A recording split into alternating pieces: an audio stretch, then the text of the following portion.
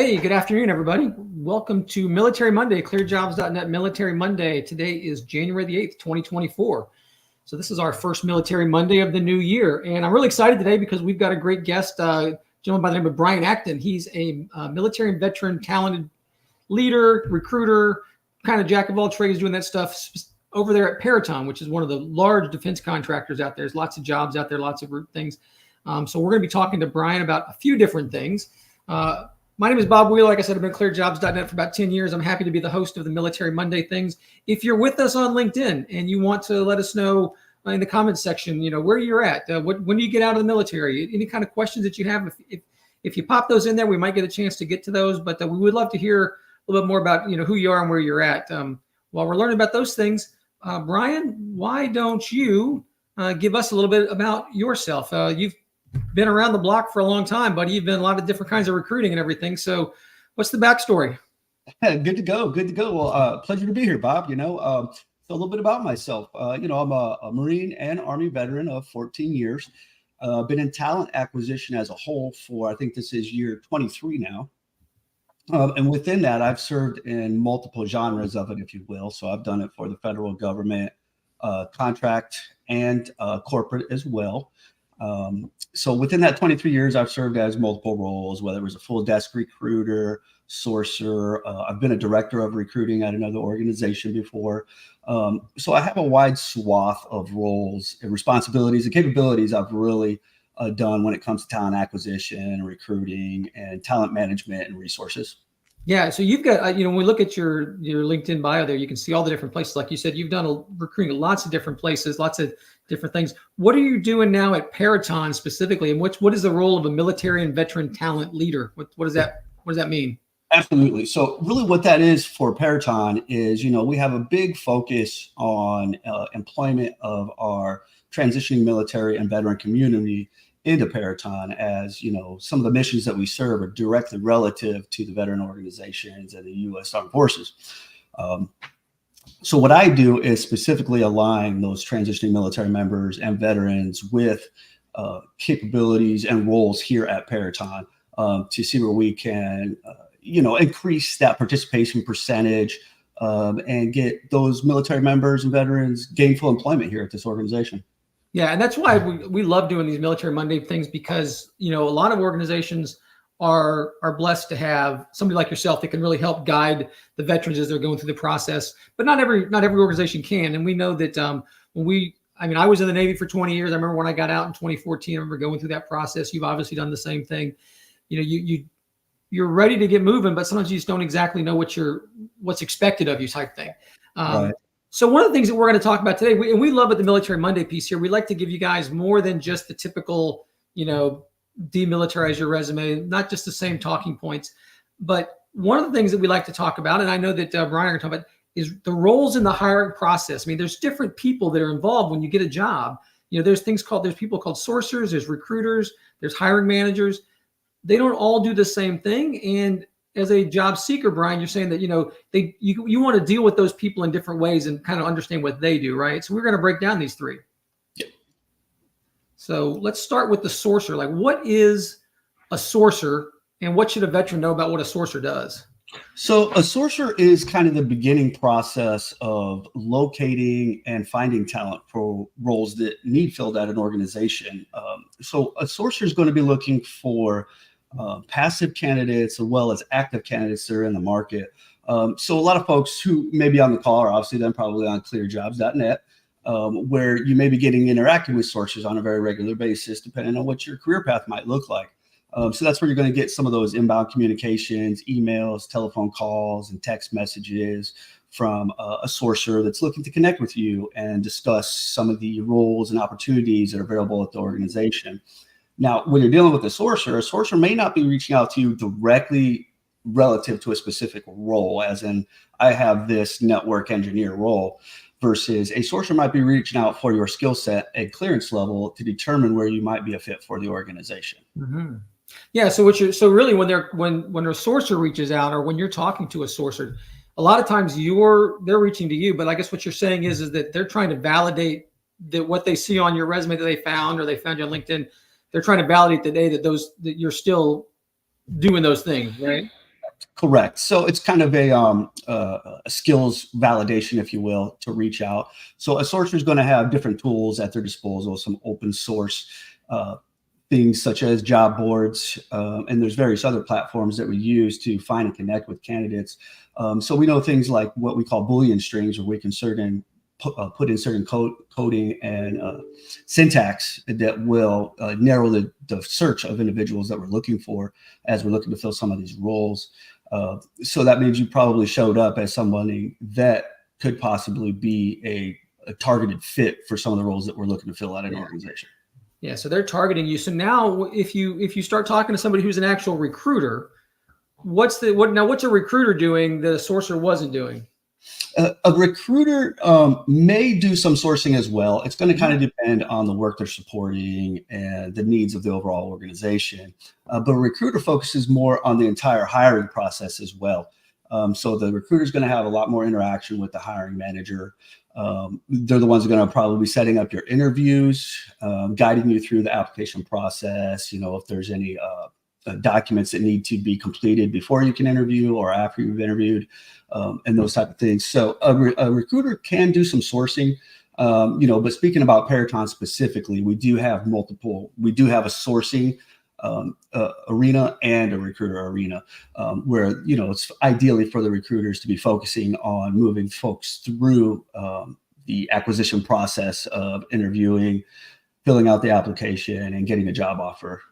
Yeah, and we're going to talk about the hiring manager next in just a second. But you bring up a good point that at a large organization like Peraton, all of these steps are kind of broken out by individuals because you've got so many opportunities that are out there, so many open positions, so many candidates you're dealing with. But even if you were to go to a very small company and there was only just one person there, these three things would still happen. There would still be sourcing, recruiting, and a hiring manager, even if that was all done by the same person. But those steps would still happen, right? Absolutely. So that's just kind of the flow. You got to identify candidates first, which is the sourcing. So that's identifying folks that may be interested in the opportunity that you have.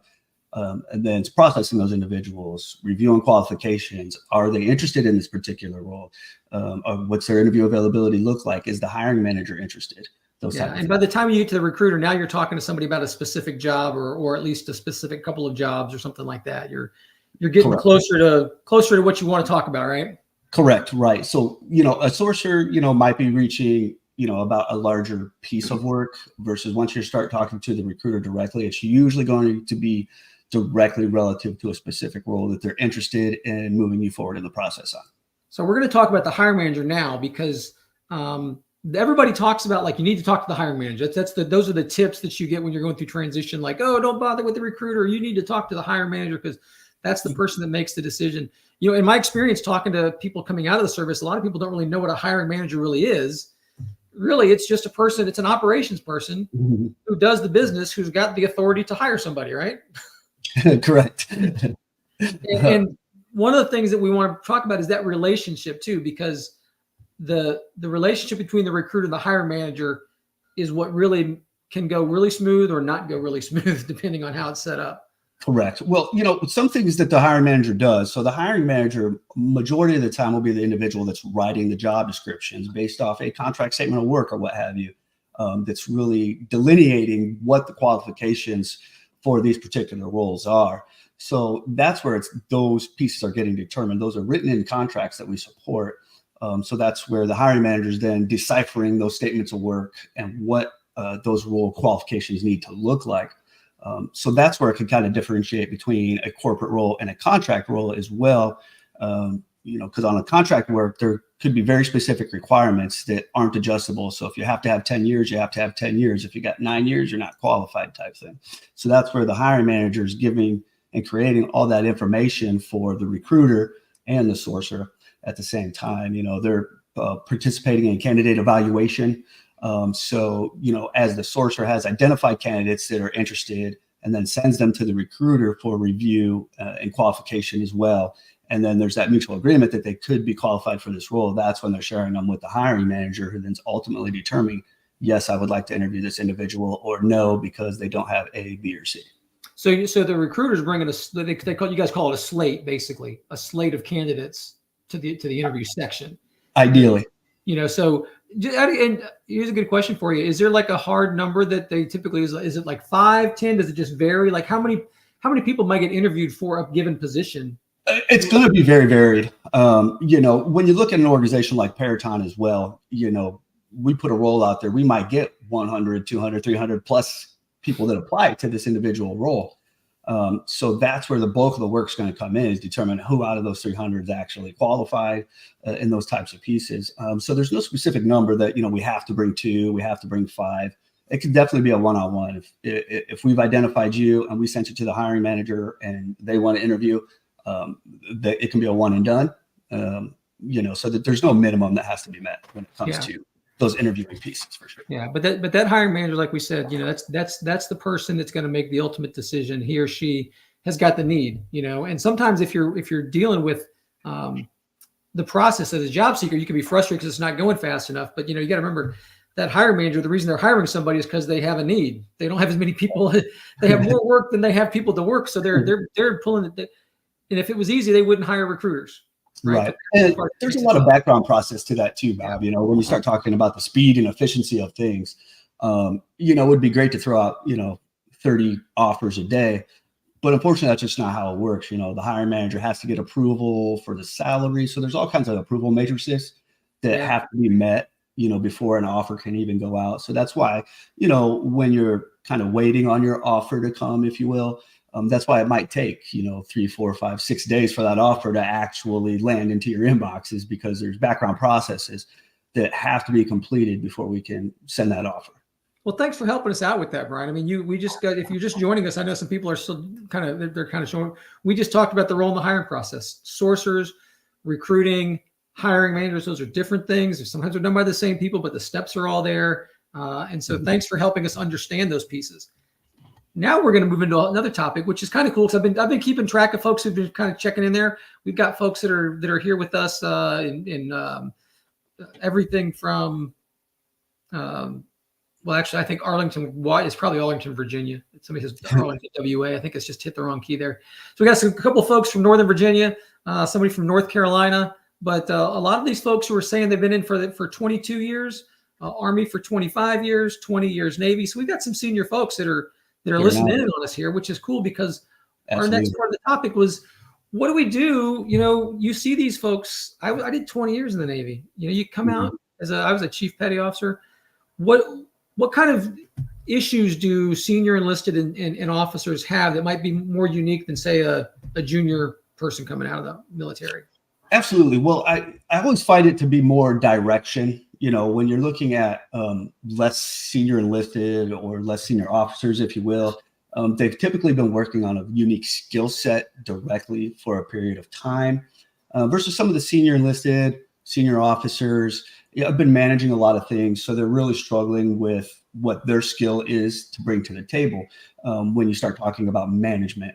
Because a lot of folks I talk to that are transitioning talk about, I want to be a program manager, a project manager. But the first question you really need to ask is, of what?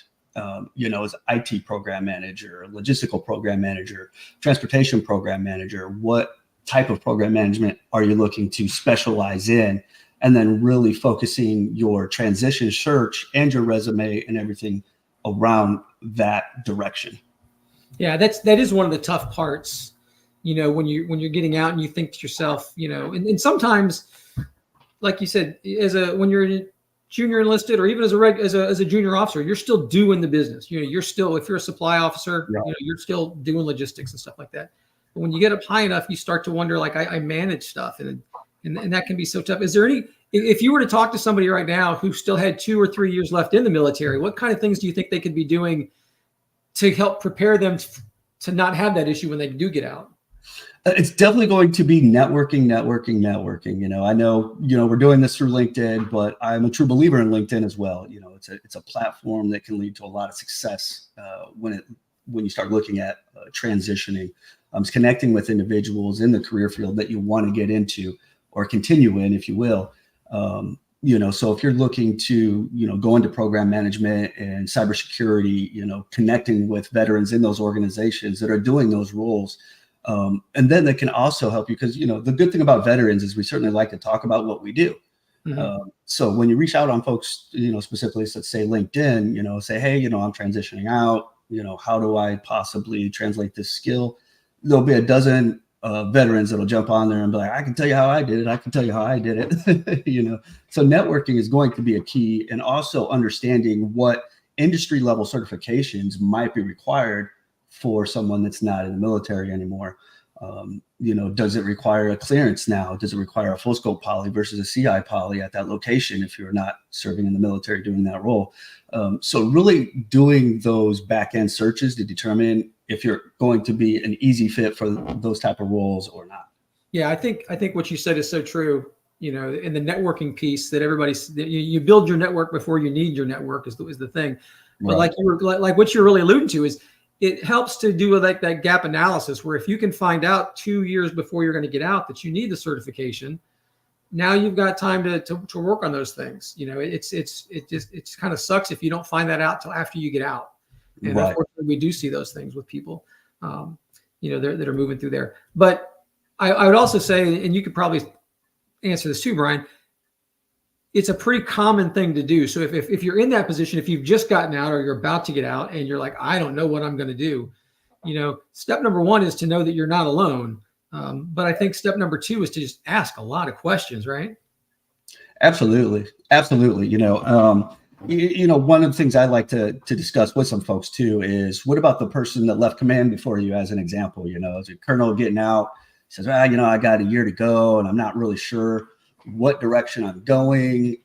Well, have you reached out to the individuals that were serving where you were before you got there and see what they've done now, and reached out to them and see how they've transitioned over, or folks that that have transitioned over, and realize at the same time though that the path is different for every individual though. So there's really no right way to do it. There can be some wrong ways, but there's definitely no right way. If you do A, B, C, D, E, that, it's going to be a breeze and a successful transition for you. So, be expectant of road bumps and barriers along the way. Yeah, absolutely. So we've got some great folks that are still talking in there, kind of echoing what you're saying. Got a cool comment here from your buddy Jeff Carson, by the way. Hey Jeff, how you doing? Jeff was on Military Monday probably two years ago. Peraton's been well represented here, so good to see you too, Jeff. But I'm glad everybody's here. We've got a couple other things to talk about today. That like I said, that's what I don't know what to do issue that a lot of people have, can lead to people doing something that we were talking about when we did our pre-call of like, well, I'll just apply for everything. Yeah. I just saw, and especially it's got to be even tougher at a company like Peraton. You guys got so many positions out there that somebody could just be like, I don't know what that means, but you know what? It's got program management in the thing. So click apply. Right. So number one, let's just talk about the big picture of why that may not be the best thing. And then number two, we're going to talk about a little tip there about the resumes about how the way the resumes work that can be weird. Yep. But let's start with just when somebody applies for tons of positions at Peraton, your recruiters can see that, right? Absolutely. When you look at the back end systems that we have, we call them applicant tracking systems. Just about every organization uses one that I'm aware of, because there's all kinds of data points that you have to collect anyway. So we can see that though too. So if somebody jumps on and applies to 150 roles in a 10-day period, we can certainly see that as well. And it's not that on its own right that would necessarily be a bad thing, but what it also lands is, when you look at the company size of Peraton, is how do we determine where you're at in the process? Because you don't want 3 different recruiters working on 3 different roles for you, and it creates confusion and those type of things. So you definitely don't want that as well, especially when you're coming into an organization. Yeah, that is advice that I've heard before, that it's one of those things that it confuses people, but also doesn't make you look like you know what's going on, and it just doesn't sit very well. But then you said in our pre-call that if someone applies for a position and then the next day they apply through the same portal, but because they're a good transitioning vet, they'll go, I have a whole different resume for that job, right? Mm-hmm. You were telling me that resumes can kind of cancel each other out somehow or something like that, with some ATSs at least? Absolutely. What with some of the larger ATSs, what happens is, we all hear, make your resume relevant to the roles you're applying to. So somebody say applies to 10 different roles at Peraton as an example, and now you're applying to a cybersecurity program manager. So you've tailored your resume for cybersecurity, upload it in the system, hit the apply, and then, the next day you get an alert, hey, there's a program manager for logistics on there. So now you just want a program management role. So now you've made a logistical program manager role, and you upload that into the system when you apply to that logistical program manager role. What happens on the back end is the resume you made for the cybersecurity program manager is now overwritten by the applicant tracking system, so that the latest resume is what we have. It's now the logistics resume. So we no longer see the cybersecurity tailored resume. All we see is the logistical resume. So that's where applying to multiple roles can be a difficult task to accomplish. And that's why I say having a direction, when you're creating the process, because applying to 10 different roles isn't necessarily a bad thing if your resume is relevant to every single role directly. Yeah. And if you do have to do multiple things that are kind of in the same thing, you could at least make a resume that does cover both of those bases. But I would imagine that if you are working with a recruiter, or working with yourself, that you guys can help guide the candidate into exactly how to work that system the right way, right? Absolutely. Absolutely. And that's what, folks like myself and the military veterans team at Peraton are here for, is really to provide some of that guidance and advice with folks that are looking to get into roles at Peraton. It's just, we can provide direction, and maybe some linkage with some of the folks that can make those decisions on whether or not they'd like to interview them and so forth. Yeah, and that's something that no matter what, we like to tell people, look, just because your buddy gets a job one way at one company doesn't mean that's the only way to do it. Right. And an organization, whether it's a huge organization like Peraton that's got a very specific process, or whether it's a small organization that's only got 2 people working there, whichever way they want to do it, I mean, as a job seeker, you want to work within that system, right? Absolutely. Well, and it's also about the organization as well. One thing about Peraton is we have full commitment with our veteran community, all the way from the CEO Stu Shea, all the way down on the support and the amount of effort they let us put into locating, engaging, and ultimately employing veterans here at Peraton. Locate, close with, and hire, right? The Marine Corps thing. Hey, we're going to talk really quickly before we let everybody go. I always bring up the fact that we've got job fairs coming up, and I would be remiss if I didn't point out that our first job fair coming up is a poly-only event in Tyson's Corner, Virginia. But also, Peraton's going to be there, and while Bryan may not be there, Bryan, you got a cool little sticker behind you that says you were a best recruiter at some of our job fairs in the past. So I know this wasn't really on our script, but job seekers showing up at a job fair, any thoughts on what they should be doing when they walk up to the Peraton booth or any other booth? Well, the good thing about doing a career fair is you can research. Typically, you'll know the companies that are going to be there prior to going to the career fair. So it's definitely nice when folks show up to the booth and have an idea of what we already do and the roles that we have available at that time, so that we can talk directly to those particular positions. And even the recruiter there might not be directly supporting that individual role, but knowing that you've done that research, looked at those roles, feel you're qualified. When we go back to the office, we can certainly do some other things to move you through the process as well. Because the last thing you want to do is walk up to a career fair table and be like, well, what do you guys do? And what kind of work do you have?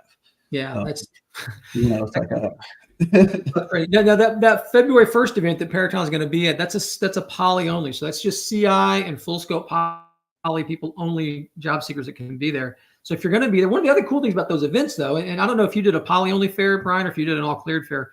I've done them both. Yeah. The poly only, what's that? I've done them both. Yeah. Yeah. So you can attest to the poly only fairs. There's not as many people, but the conversations with the job seekers seem to really go a lot better and a lot longer. I mean, I've seen people get offers essentially made at a poly only fair, especially if they've got the right skill sets, because people like Peraton are there to talk for a long time.